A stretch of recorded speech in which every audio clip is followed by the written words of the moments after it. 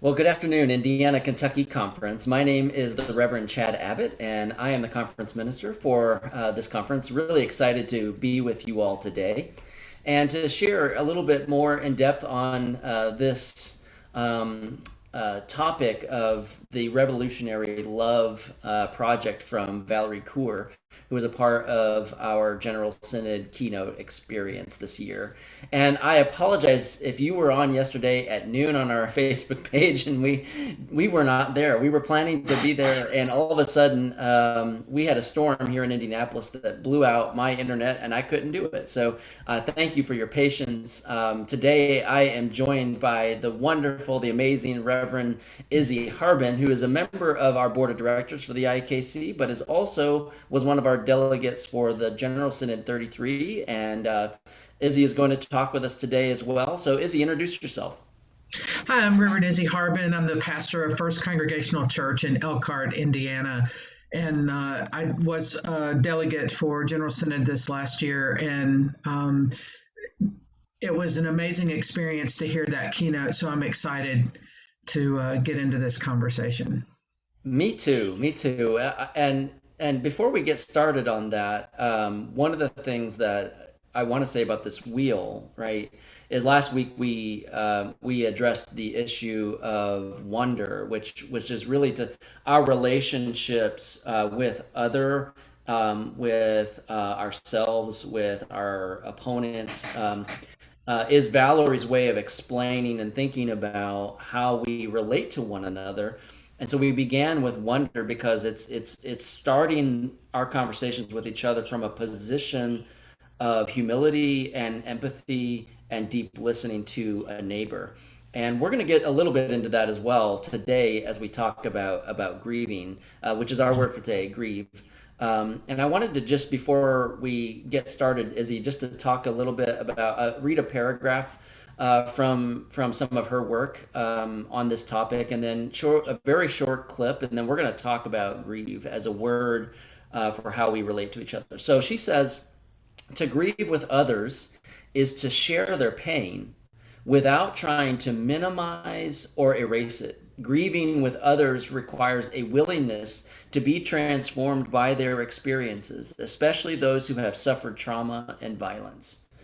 Grieving collectively and in community gives us the information to build solidarity, to fight for justice, and even to share in one another's joy. And I thought that's a really good kind of summation of the word grieve from her perspective. But let's just show this really short clip. I'm going to share my screen here, and then we'll get started on some conversation.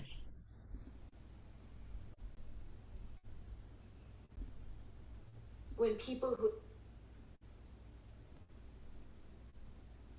when people who have no obvious reason to love each other come together to grieve, they give birth to new relationships, even revolutions.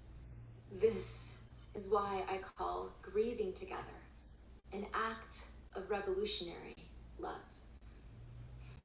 The ability to be brave with our grief, our own and another's, that will determine whether we can transition America and the world, whether we can reckon with the past enough to start healing it together and to start to reorder the world as we know it so that those atrocities don't repeat again and again and again. All right, Izzy, we've got a paragraph from her and a little video from her. So talk to me a little bit about this word grieve from your perspective as a delegate. Um, hmm. I think the thing that I'm struck by, especially in her work, is she's really getting at the collectiveness of grief. And too often, when we think about grief, we think about it from the individual's perspective. The loss of another person, for example, we lose a sister, a brother, an aunt, an uncle, a mom, a dad, or even a child, and we walk through that grief alone. But what she's pointing to is this greater understanding of this collective grief that we experience in community. And I really think that her work harkens back to how the Israelites understood grief in their communal sense and through the writing of lament and how they would grieve collectively as a community to understand the harms that were being done within that community, to repent together as a community, to cry out to God together as a community, to rise up even against injustice together as a community, to say we will not suffer anymore. And the pain that we feel must be felt as a group, as a collective consciousness, in order to understand the impact that it's having on all of us across the board. I think her work really is revolutionary because it takes what we understand about individual grief and brings it back to that more sacred space of that communal grief and that lament. Right, and one of the things that occurred to me as I was listening to her and reading some of that was there is the individual grief, but so much more when we actually look at each other's grief collectively, holistically. What we recognize is that our grief, while not the same, there are aspects of it that resonate with the soul. So we can see a part of our grief when we stop to listen to another's grief. Or at the very least, we gather information enough, as she said, gather enough information to know how to love and sit with and offer presence to another. I was thinking about, Parker Palmer has this story about when he was going through a deep and dark depression, and Right. he was laying in a hospital bed because of it, Mhm. and he said he had tons of people who would come and visit him, and he said how many people just offered advice or guidance Mhm. and meaning well, right? But there was one person who came in and just sat in silence with him, and I think at one point, I think he said that they rubbed his feet, and just they just sat together, and he said that was the thing that stuck out was Mhm. the somebody holding another person's grief and not trying to fix it, not trying to make it their own, or not trying, just the Right. idea that grief is collective and we can sit with it together and hold it Mhm. together and not try to place our own on another. I mean, what a Mhm. powerful, you know, Sure. thing.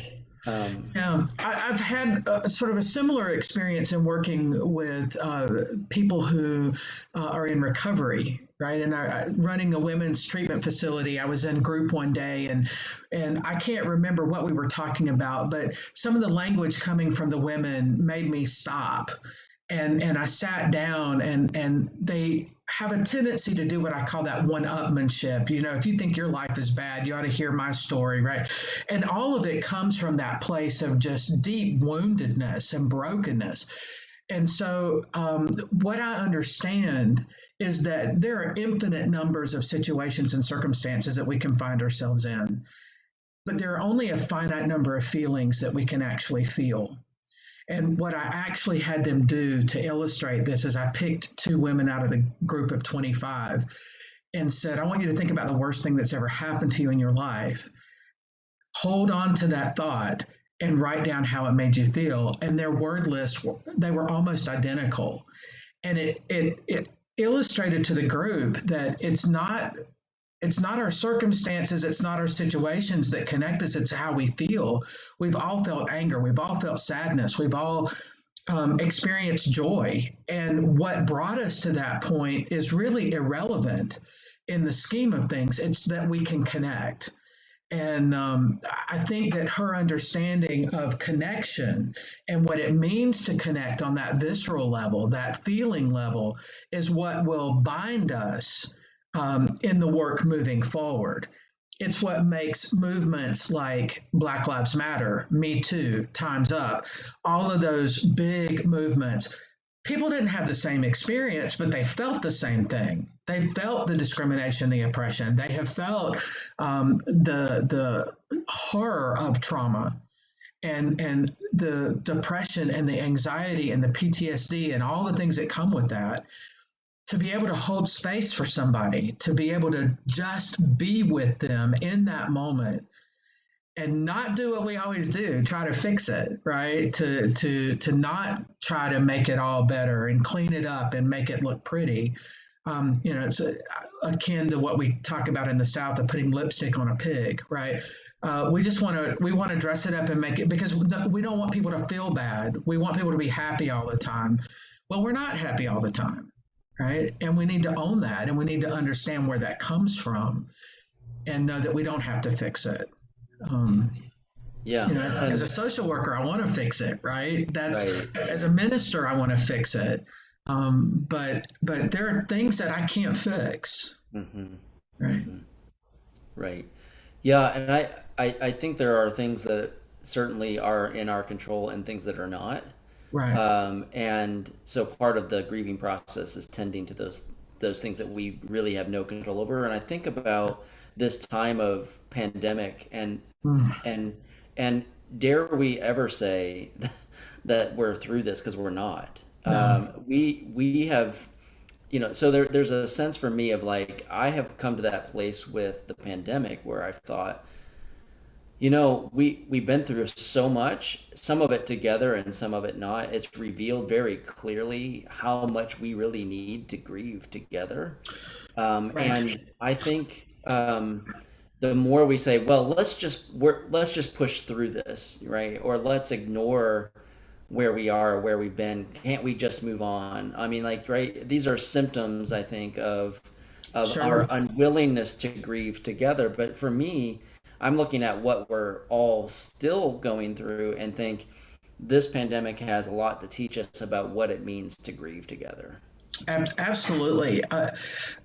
One of those moments, when we did have our communal lament together, I felt very inspired and encouraged by that. And yet, at the same time, I walked away from that experience thinking, wow, we can never do enough.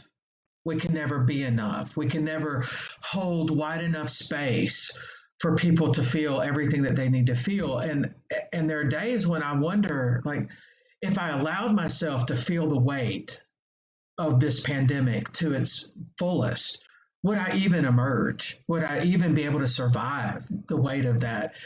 Um, I'm very concerned, and not just for the people that we've lost, but for the people who survive, who've lost so Right. much, right? Yes.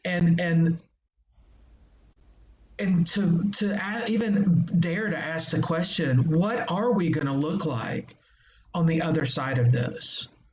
And how are we going to be able to come back together as a community of any kind and learn to trust and love one another in a way that is going to be healthy and whole and productive, right, for the Yeah. community? Like I don't have any answers for that, Right. and Right. it's um, and for the children, right, that we're the number of cases that we're seeing right now among children Right.